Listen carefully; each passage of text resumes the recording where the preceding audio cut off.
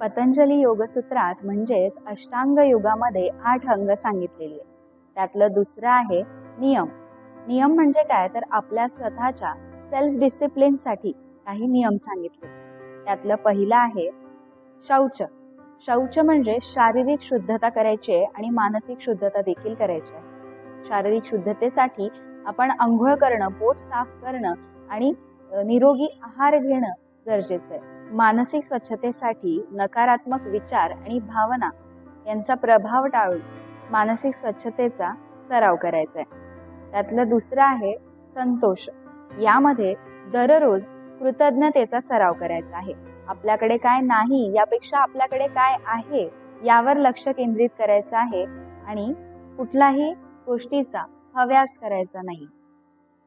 तिसरं आहे तप. तप करताना आत्मसुधारण्यासाठी वैयक्तिक ध्येय निश्चित करायचं आहे. त्यासाठी योग आणि ध्यान साधना करायची आहे. चौथा आहे स्वाध्याय. स्वाध्याय म्हणजे स्व अध्ययन करायचं आहे. आत्मचिंतनासाठी स्वतःला वेळ द्यायचा आहे. आणि पाचवा आहे ईश्वर प्रणिधान. ईश्वर प्रणिधान म्हणजे विश्वनियंत्रित शक्तीचं अस्तित्व मान्य करून त्याला आपल्याला शरण जायचं आहे.